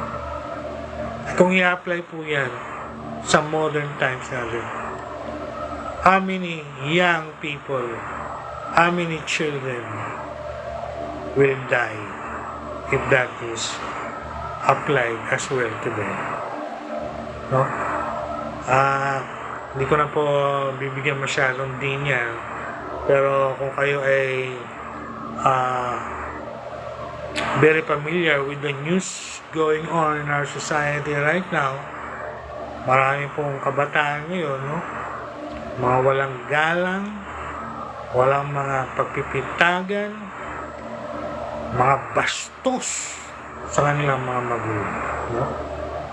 Hindi lang bastos, mga rebelde pa, talagang tahasang hindi sumusunod sa sinasabi at pinag-uutos ng kanilang mga magulang. Talagang tahasan pa yun. Talagang minsan pinamumukha pa sa kanilang mga magulang. Malaki na ako! Kaya ko na to! Alam ko kung anong gusto kong gawin! Matanda na ako, hindi nyo na ako nakalang sabihan pa. Eh mga kapiro, I will do what I want. And so they do what they want. Alam niyo po ba yung famous na kanta ni ating kababayan Freddy Aguilar, Anak? Tumutungkol po yan sa, just in case you don't realize, tumutungkol po yan sa mga anak na nung napalaki na, malaki na, isip niya, kaya niya ng buhay niya, he or she can live independent or without even respecting his or her parents. And so, sabi sa kanta kung pagka pinag-aralan niyo lyrics niya, he did what he wanted. No? That is rebellion. And so, the ending of the song, of the story, he ended in disaster. Sabi nga nila, alam niyo po ba yung anak na kanta ni ating kaibigan o kababayan Freddy Aguilar, anak, ang pinapakita po niya yung prodigal son sa Bible. At alam niyo po ba kung ang prodigal son? Mga expert ng biblical studies call it one of the most famous parables in the New Testament. Kung yung Psalm 23, the most famous psalm, the prodigal son, one of the most famous, if not the most famous parables in the New Testament. It's a picture of a sinner doing his own thing in rebellion against his heavenly Father, and was captured by our Freddy Aguilar sa kanyang, kaya no wonder itong kantang Anak, no? Napaka-famous po niya, no? In Asia, in Southeast Asia, and even in our country, siyempre sa Pilipinas, no? So yan po ay very informative. So how we can express our love for our parents. Storge. Number one, respect. Respetuhin natin yung mga magulang natin. Kahit mga matatanda na yan at meron na tayong mga sariling buhay at mga sariling pamilya, huwag po mawawala yung respeto natin sa kanila. No? Magulang pa rin po natin yan. Wala pong perfectong magulang. Don't expect your parents to be perfect. At pagka hindi perfect sa isip nyo, babastusin nyo. How dare you? Kung kayo kaya ang i-curse ni Lord sa mga pinaggagawa nyo, sa mga magulang nyo. Yan po, lagi kong inilalagay sa isip ko. Although I achieved my master's degree and my doctorate degree without so much financial support from my parents, but I never hold anything against my parents. For me, it's enough for me that they supported me in my college days. Dahil gusto kong mag-master, gusto kong mag-doctorate, ako nagsikap sarili ko, that's fine. But I also attribute this achievement to them. Without them, I am nothing. Ganun po dapat ang respeto natin. Hindi ka lang na pag-aral, hindi ka lang na nabigyan ng ganito at takot-takot na negative emotion yung nasa puso natin again, wag mawawala po yung respect sa magulang natin. Oops! Dumating sa akin ngayon. I think the Lord reminded me this coming May, Mother's Day, this coming June, Father's Day. So ngayon pa lang, even in the month of February, we are celebrating erotic love, but we also keep in mind Storge love, our love for our parents. Right? Number one, respect them, love them, support them, give to them anything we can express our love, appreciation, concern for them. Let's do it for our parents. That's loving our parents, right? And last, before we end, our love for our children. Oops! Meron nang pinalala sa akin si Lord ngayon. Before I leave this point, merong mga nakalagay dito sa Bible. I think I have to say this before I end. Di pa magiging complete yung aking presentation of Storge without telling this to you. Alam niyo po ba meron ding biblical command to parents? Kanina, biblical command to children for their parents. Now, we'll go to the biblical commands to parents. How we must love our children. So, tapos na tayo ng loving our spouse, loving our parents.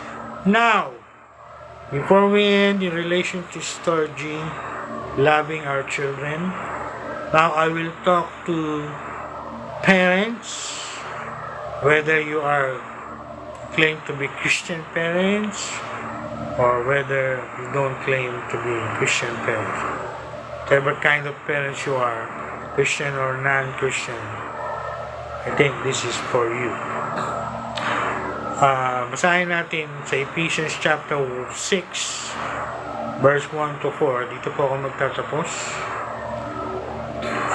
Verse 1 is about children. Children, again, I'm reading from the Amplified. Children, obey your parents in the Lord.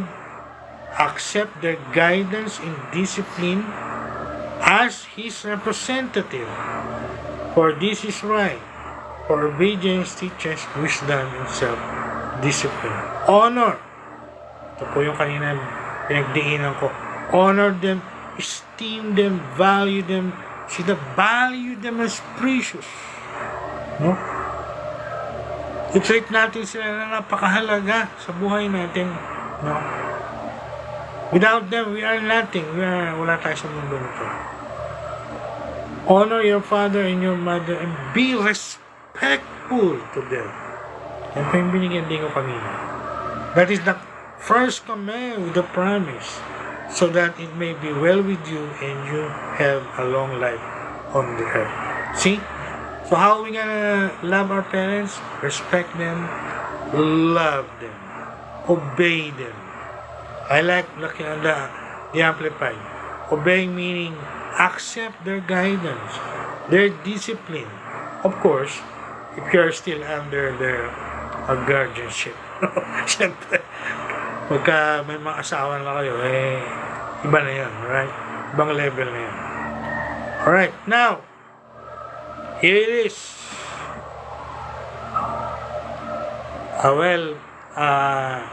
Specifically, ang tinukoy po dito, the Bible is very clear, no? Kung sino yung kino-call out. Naalala ko tuloy yung mga nasa BPO. Kino-call out. Yung tinatawag ang pansin. Well, surprisingly, ang nakalagay sa verse 4, chapter 6, fathers. Well, I think kasama po dito mothers, but it is specifically addressed to fathers. Fathers or mothers or parents, listen to every parent now. Lahat po ng magulang, makinig dyan. Do not provoke your children to anger. Did you hear that? And the Amplified expound it a little bit. Do not exasperate them to the point of resentment. Kinig po kayo mabuti. Unawaan niyo po to. Understand this. With demands that are unreasonable unreasonable or humiliating or abusive, nor by showing favoritism or indifference to any of them, but bring them up, palakihin natin sila, tenderly, with loving kindness, in the discipline or with the discipline and instruction of the Lord. Very clear po to. Now, tatagalugin ko po as much as I can para higit na maunawaan ito ng mga kababayan po natin, mga kapwa Pilipino. Una, ang sabi po dito, do not provoke your children to anger. Ibig sabihin, huwag natin silang i-push sa level na sila ay magagalit, galit sa atin o magkakaroon ng resentment sa atin. Bakit daw?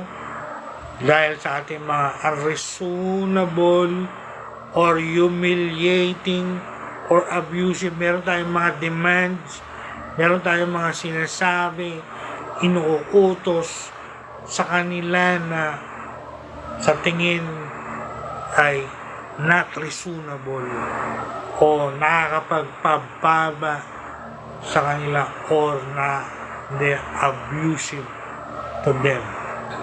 So in short,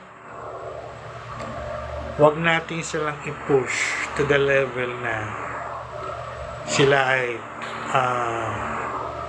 magiging puno ng resentment or hatred or something like that against us because of our unreasonable demand. Sabi po, marami pong parents ganito, no? For example, yung tatay o yung nanay sasabihin, ganito ang gawin mo anak ha, ganito ang gawin mo ha. Eh, yung pinapagawa naman na yun ay not reasonable o talagang abusive ang dating doon sa anak. And so, ang result, itong anak, imbis na matuwa sa kanyang parents, magiging full of resentment or hatred, no? Sabihin, galit na galit. At talagang yung puso niya ay merong hatred sa kanyang parents. May mga parents pong ganyan.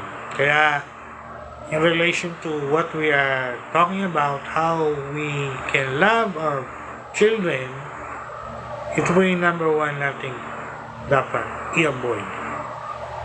Huwag natin silang bigyan ng mga demand na sa tingin natin masyado silang mabibigatan. For example, in the matter of schooling o pag-aaral, gusto ng magulang siya, sabihin natin, itong kunin mo ha, itong itong course na to. Hindi nga kaya yan ng bata. Hindi niya kaya yan intellectually at hindi niya rin gusto yan. Wala yung puso niya dyan. And yet, many parents are very demanding on their children regarding that. Or not only in schooling. Let's make it relevant. Pagdating sa love life, no? May mga parents na pinipilit itong lalaking itong babae ito. Ang gusto namin para sa iyo. At yun ang kanilang dinidemand sa kanilang mga anak. Without knowing and hearing the heart of their children. Kung sino ba talaga yung gusto ng anak nila at sa tingin ng anak nila na magiging 100% compatible for him. Tayo po mga magulang, no, lalo na pag mga anak natin ay nasa tabi nga nila nasa tamang edad na, mga matured na, hindi na mga bata, no? Hindi na mga paslit. Talking about children who are already matured enough to decide. Ang role po natin hindi to demand from them. Our role is to guide them, advise them, show them what is the right thing to do. But at the end of the day, they will be the one to decide for their own.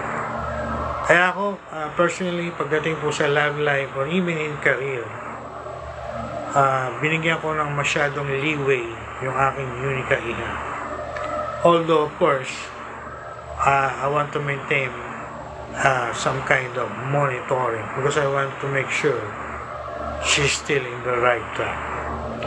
Pero pagka sinabi niya, for example, in line of schooling, I wanted her to be a teacher like me, but she told me pa, I want to be a nurse. Parang yun ang gusto niyang nasa puso niya at this time. So hindi ko po finish yung aking demand on her. I told her, sure, if you want that, go. I will support you, we will support you. But I'll make sure you are on the right track. And just in case your mind change, your decision change, and you want to go for what I want and be a teacher, better. But I did not insist on my demands. And pagdating sa love life, dapat din po ganun. Huwag nating insist yung mga gusto natin sa kanila. No? But to them, ang dating is not reasonable, that is abusive. No? Sila po ang nakakaalam niyan at sila po ang may puso niyan. No? Hindi ako agree sa mga pre-arranged marriage. Ito ang lalaki para sa iyo. Yan. Ito yung babae para sa iyo. Yan. Bakit? Kayo ba mag-aasawa? Kayo ba makakasama ng mga giging asawa niyo? So, it seems unreasonable to them.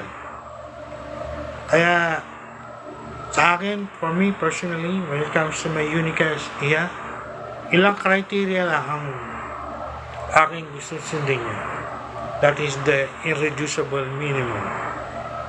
Hindi natin pwedeng baguhin yan. Dapat Christian, like her. Dapat church goer, like her.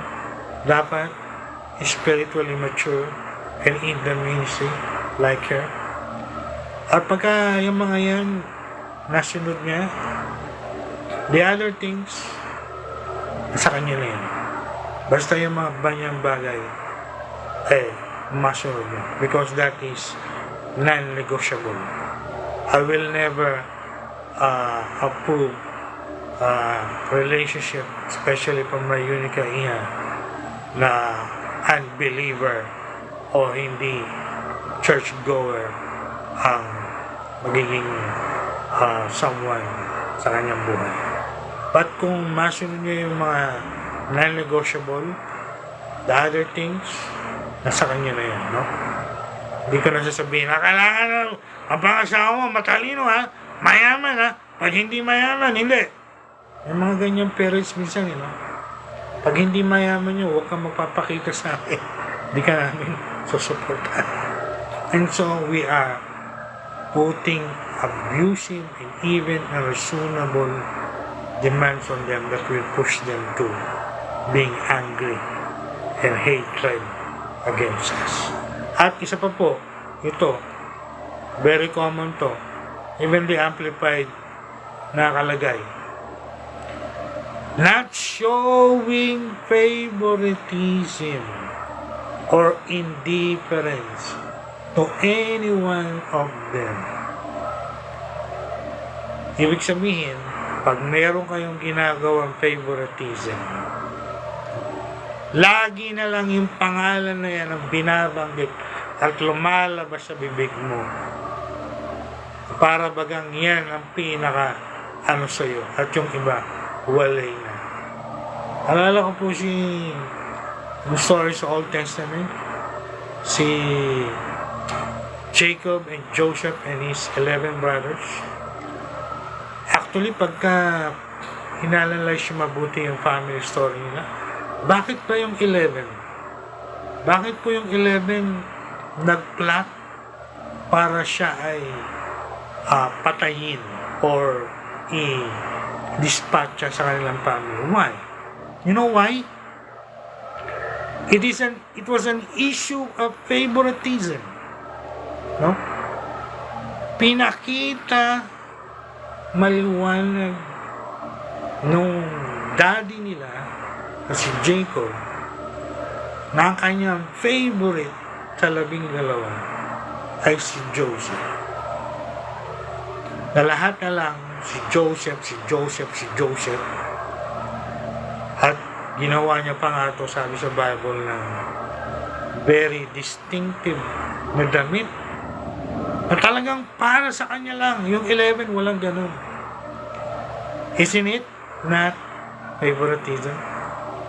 Parang yan sa pamilya ngayon. Bumili ka ng mga damit. Halimbawa, 6 yung anak mo. Yung 5, magkakapareho yung damit.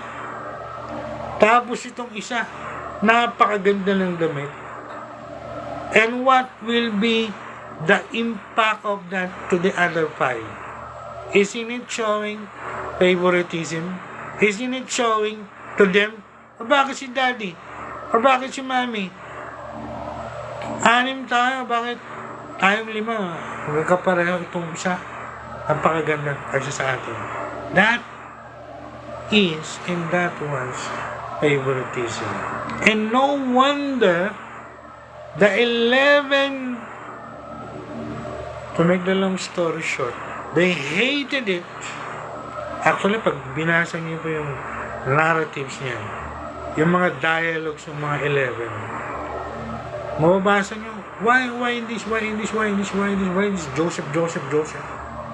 And so, dumating yung araw, nag-conspired yung 11, and they plotted, sabihin na natin a demonic plan.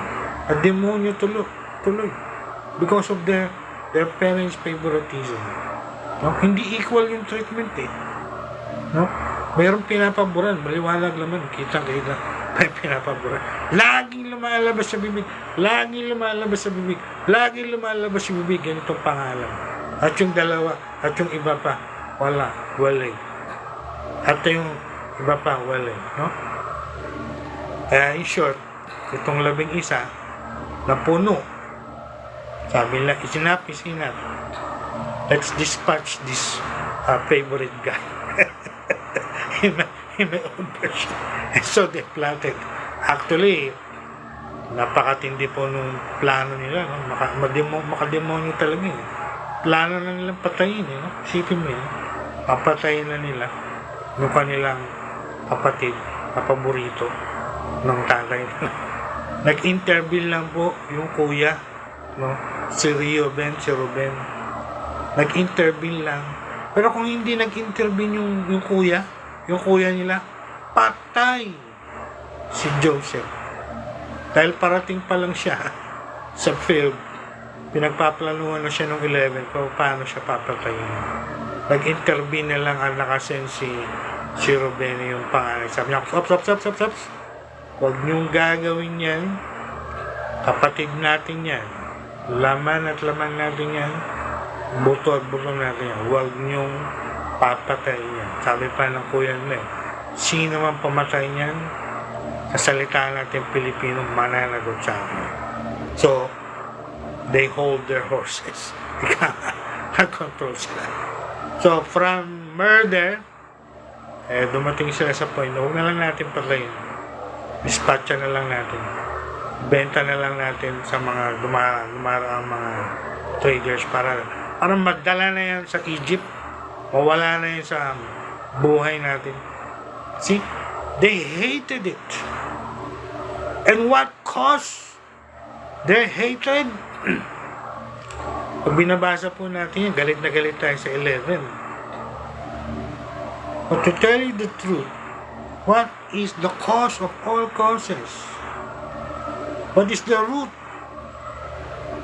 The favoritism of their daddy, Jacob. Kaya even in the Amplified in the New Testament, very clear, Ephesians chapter 6 verse 4. I'm encouraging everyone to read it in the Amplified. Don't read it in the NIV. Don't even read it in the King James Authorized Version. Read it in the Amplified. It goes deeper to the Greek. And what it gives us again? Do not push them to anger and do not even show any kind of favoritism in your family.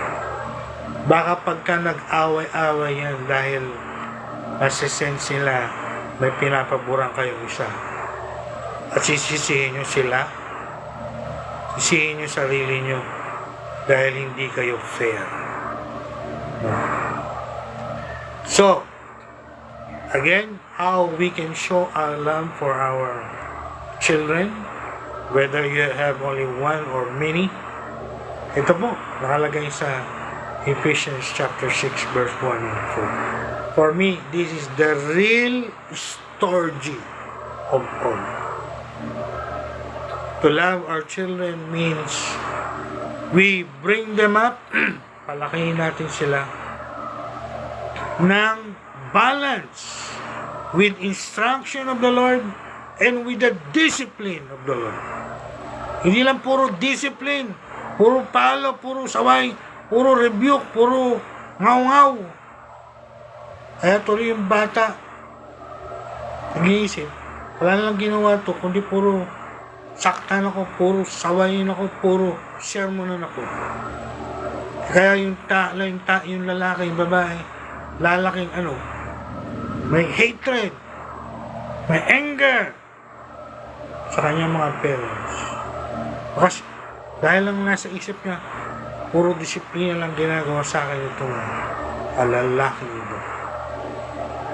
Hindi po disiplina ang binanggit dito. We bring them up with the instruction and the discipline. Balance po yan. Positive and negative. Hindi ka puro instruction lang. Hindi ka naman nagdi-discipline. Hindi pwedeng puro discipline ka lang, puro palo ka lang.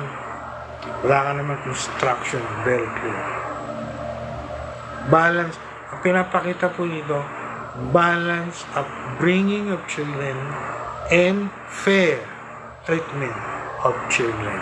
Fair. Balance and fair treatment of children. No? So, I think, sabi ko nga kanina, this is the real storge love for our children.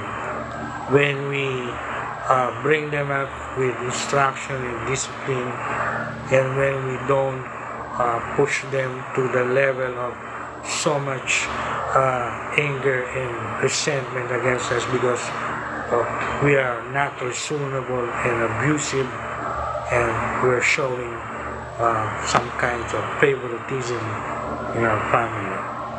At pagka yan po ay nagawa ng mga parents, mga Christian parents in particular, what will be the result? You know what will be the result? We will have godly children in our society. Hindi mga juvenile delinquent, mga problema sa ating lipunan. Mga kabataan pa lang, bata pa lang, kabataan pa lang, problema na sa lipunan. Why? Hindi pinalaki, hindi tinrato ng tama ng kanilang mga magulang. This is what our society needs nowadays. No? This is subject of sociology. What we need in our society is not the so-called juvenile delinquents coming from broken homes, broken marriages, and broken lives. We want this kind of children, Christian children, pinalaki at tinrato ng tama, fair, and balance ng kanilang mga Christian parents that will bring blessing and peace and order in our society. Wow, what a wonderful lesson we have for this TikTok live, right? And I hope, I pray, ladies and gentlemen, guys, this is wonderful. I myself, hearing myself teach this, I'm really blessed. I'm really happy to hear all of this, even though I'm the one teaching. This is the real biblical Eros and Storge. So I'm done with my work. I'm done with my job. Sabi ko nga sa Tagalog, trabaho ko lang po to. Tapos na ako sa trabaho ko. So the decision, the choices, the application is now in your hands. Wala tayong ma-excuse before God and before men na hindi natin alam, wala tayong idea how we can practically do this. I already shared to you how to do it in a practical, applicable ways in our present circumstances. How to love our spouse, how to love the person that we love, how we love our parents, and how we love our children. Right? So, God willing, we will continue this in our TikTok live. I decided to do this on TikTok this morning instead of Facebook live because I have that strong witness in my spirit to. It is as if the Lord is telling me, share that also to your TikTok followers so they can also hear and taste this teaching. Right? So if you want to support this ministry or you want to support this TikTok profile, mayroon pong option dyan yung mga sa TikTok, no? You can send financial gifts. May option dyan, no? You can click the diamond o yung mga virtual money. I'm inviting and I'm encouraging those of you who watch this. I'm looking at the data TikTok is giving right now. So we have less than 1,000, hundreds and hundreds are watching this TikTok right now. Wow, glory to God. Thank God. So we accomplished our mission. Hundreds and hundreds, I think more than 500 are watching right now throughout the Philippines and even outside of the Philippines. So if you want to bless or support this financially, click that option to send diamond or virtual money or send gifts. You have TikTok account, you know what is that. Click it right now and we will continue our TikTok live sa mga darating na araw. And please share this to others, share this video. We will also upload this video to Facebook and YouTube later on. So lahat po ay makarinig at maka-access ng teaching ito. Yan po ang aking conviction. Yan yung lagi ko sinasabi. Ito yung video, ito yung teaching, ito yung tutorial na dapat mag-viral sa TikTok, sa Facebook, sa YouTube. Hindi po yung mga kung ano-anong video na kalokohan at labag sa mga Bible na mga pinagsasabi at pinagtuturo, no? Ito yung mga masasabi nating inspiring, life-changing na talagang magiging beneficial sa ating mga buhay if we will only believe all of it and obey all of it and apply all of it in our present life, right? So, sa atin lang po to. Pero as God's servant, I want you to apply that beginning this morning sa inyong relationship, sa inyong mga asawa, sa inyong mga special someone. Binigay ko na po yan lahat sa inyo. Nandiyan na po lahat yan. Ulitin nyo. I-review nyo. If you miss something, or if you want to love your parents, nandiyan na rin po yan. If you want to know additional supplemental knowledge, dagdag kaalaman, how to bringing up your children, nandiyan po din yan lang. Kompleto recados. Glory to God. Alright, so let's all enjoy the rest of this day, and see you again in our next TikTok live. God bless you richly in Jesus' mighty name.